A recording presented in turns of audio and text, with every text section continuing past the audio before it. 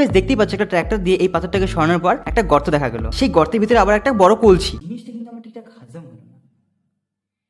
পাথরটাকেও সরালো, ভিতরে আবার গর্ত করা মাটিতে, আবার ওখানে কলসিটা একটা পুরো ভালো কন্ডিশনে আছে, না শোয়ানো না বেঁকানো, কেমন আজব। আমার তো মনে হয় কোনো একটা ঘোপলা আছে এখানে। কি আগে থেকেই রেডি করে রাখা হয়েছে নাকি? আচ্ছা স্যার বাদ দাও, পরেরটুক দেখি কি দেখায়। এরপর সেই কলসিটাকে আস্তে আস্তে সাবধানে রশি দিয়ে তুললো যাতে ভেঙে না যায়। আরে কন্টেন্ট ক্রিয়েটার, একটু তো মাটি লাগাইতে কলসিটার মধ্যে, মানুষকে তো বুঝাতে লাগবে না যেটা 10,000 পুরানো বছরের কলসি, এত পাশ দিয়ে মাটি পড়ে আছে, একটু জল নিয়ে একটু লেপে দিতে তাহলেই হয়ে যেত, এত কিসের খাটনি ছিল। अरे बाप रे, ये तो धोती खोल रहा है। আর ঠিক কলসির উপরে রাখা সেই পাথরটাকে সরানোর পরেই আরে শোনা কই, তুই এখানেও ভুল করে দিলি।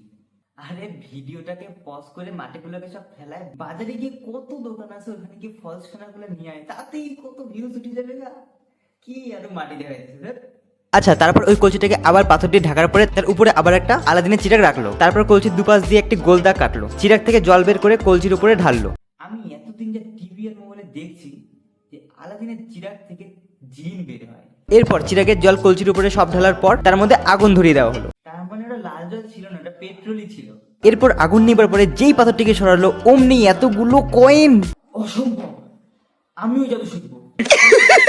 पैसा ही पैसा होगा। তো গাইস ভিডিওটা পছন্দ হয় তো লাইক করবা, আর চ্যানেল নতুন হতে একটা সাবস্ক্রাইব করবা। দেখা হচ্ছে তোমাদের সাথে নেক্সট ভিডিওতে, ততক্ষণের জন্য টাটা।